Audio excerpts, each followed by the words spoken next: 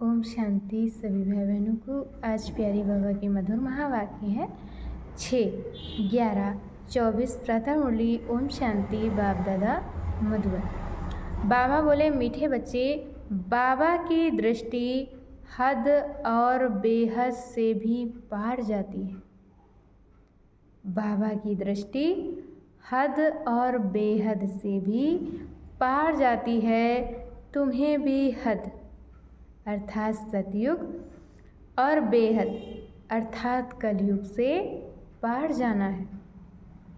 प्रश्न है, ऊंच से ऊंच ज्ञान रत्नों की धारणा किन बच्चों को अच्छी होती है? ऊंच से ऊंच ज्ञान रत्नों की धारणा किन बच्चों को अच्छी होती है? उत्तर में बाबा ने बताया है, जिनका बुद्धि योग एक बाप के साथ है।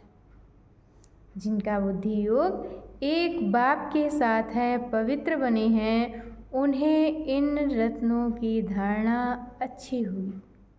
बाबा कहते, उन्हें इन रत्नों की धारणा अच्छी होगी। इस ज्ञान के लिए शुद्ध बर्तन चाहिए। उल्टे सुलटे संकल्प भी बंद होने जाने चाहिए। बाबा कहते, इस ज्ञान के लिए शुद्ध बर्तन चाहिए और उल्टे सुलटे संकल्प भी बंद हो जाने चाहिए। बाप के साथ योग लगाते लगाते बाप के साथ योग लगाते लगाते बर्तन सोना बने, तब रत्न ठहर सके। ओम शांति। मीठे मीठे रूहानी बच्चों को रूहानी बाप रोज़ रोज़ समझाते हैं। मीठे मीठे रूहानी बच्चों को रूहानी बाप रोज़ रोज़ समझाते हैं। ये तो समझाया है बच्चों को ज्ञान, भक्ति और वैराग्य का ये सृष्टि चक्र बना हुआ है। ज्ञान, भक्ति और वैराग्य का ये सृष्टि चक्र बना हुआ है। बुद्धि में यह ज्ञान रहना चाहिए। बाबा कहते, ये बुद्धि में ये ज्ञान रहना चाहिए, तुम बच्चों को हद और बेहद से पार जाना है। बाप तो हद और बेहद से पार है। बाप तो हद और बेहद से पार है, उनका भी अर्थ समझना चाहिए ना। रूहानी बाप बैठ समझाते हैं, ये भी टॉपिक समझानी है। रूहानी बाप बैठ समझाते हैं, ये भी टॉपिक समझानी है कि ज्ञान, भक्ति और पीछे है वैराग्य। ज्ञान को कहा जाता है दिन, जबकि नई दुनिया है। ज्ञान को कहा जाता है दिन, जबकि नई दुनिया है, उसमें ये भक्ति अज्ञान है नहीं। वह है हद की दुनिया, क्योंकि वहाँ बहुत थोड़े होते हैं। वह है हद की दुनिया, क्योंकि वहाँ बहुत थोड़े होते हैं। फिर आहिस्ते आहिस्ते वृद्धि होती है। आधा समय बाद भक्ति शुरू होती है। बाबा कहते, आहिस्ते आहिस्ते वृद्धि होती है, फिर आधा समय बाद भक्ति शुरू होती है। वहाँ संन्यास धर्म होता ही नहीं। वहाँ संन्यास धर्म होता ही नहीं। संन्यास व त्याग होता ही नहीं।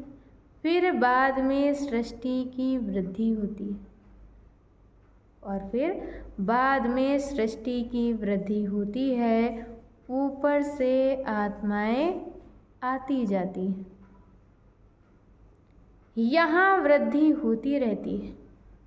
बाबा कहते, यहाँ वृद्धि होती रहती, हद से शुरू होती है, बेहद में जाती। बाप की तो हद और बेहद से पार दृष्टि जाती। बाप की तो हद और बेहद से पार दृष्टि जाती है। जानते हैं हद में कितने थोड़े बच्चे होते हैं।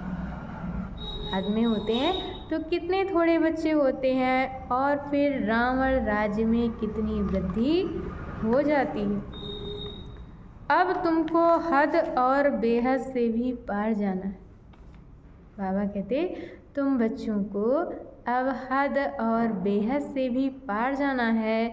सतयुग में कितनी छोटी दुनिया है, वहाँ संन्यास व वैराग्य आदि होता ही नहीं। सतयुग में कितनी छोटी दुनिया है और वहाँ संन्यास व वैराग्य आदि होता नहीं। बाद में द्वापर से लेकर फिर और धर्म शुरू होते हैं। संन्यास धर्म भी होता है जो घर बार का संन्यास करते हैं। बाबा कहते संन्यास धर्म भी होता है जो घर बार का संन्यास करते हैं।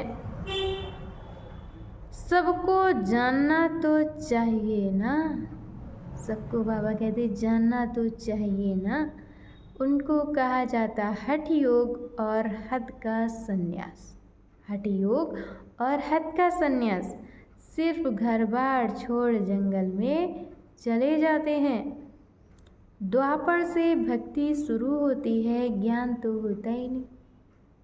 द्वापर से बाबा कहते भक्ति शुरू होती है, ज्ञान तो होता ही नहीं। ज्ञान माना सतयुग त्रेता सुख और भक्ति माना अज्ञान और दुख। ये अच्छी रीति समझाना होता है, फिर दुख और सुख से पार जाना है।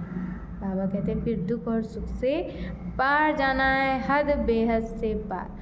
मनुष्य जांच करते हैं ना कि कहाँ तक समुद्र है आसमान है, जांच करते हैं कि कहाँ तक समुद्र है आसमान है। बहुत अंत परंतु अंत पा नहीं सकते। एरोप्लेन में जाते हैं, बाबा कहते हैं एरोप्लेन में जाते हैं, उसमें भी इतना तेल चाहिए ना जो फिर वापस भी लौट सकें। बहुत दूर तक जाते हैं परंतु बेहद में जा नहीं सकते। अच्छा, मीठे मीठे सिकिलधे बच्चों प्रति माता पिता बाप दादा का याद प्यार और गुड मॉर्निंग। रूहानी बाप की रूहानी बच्चों को नमस्ते। हम रूहानी बच्चों की तरफ से रूहानी माता पिता बाप दादा को याद प्यार नमस्ते, ओम शांति, गुड मॉर्निंग। शुक्रिया बाबा, शुक्रिया। और आज बाबा ने हम बच्चों को मुरली में धारण करने के लिए मुख्य सार दिया है। पहला पॉइंट, बुद्धि में ज्ञान रत्नों को धारण कर दान करना है। बुद्धि में ज्ञान रत्नों को धारण कर दान करना है। हद बेहद से पार ऐसी स्थिति में रहना है। बाबा कहते हद बेहद से पार ऐसी स्थिति में रहना है जो कभी भी उल्टा सुल्टा संकल्प व विकल्प ना आए। हम आत्मा भाई भाई हैं, यही स्मृति रहे। हम आत्मा भाई भाई हैं, बाबा कहते यही स्मृति रहे। दूसरे पॉइंट में बाबा ने बताया है, माया के तूफानों से बचने के लिए, माया के तूफानों से बचने के लिए मुख में बाप की याद का मुहलरा डाल लेना है, सब कुछ सहन करना है। बाबा कहते ये सब कुछ सहन करना है, छुई मुई नहीं बनना है, माया से हार नहीं खानी है। बाबा कहते छुई मुई नहीं बनना है और माया से हार नहीं खानी है।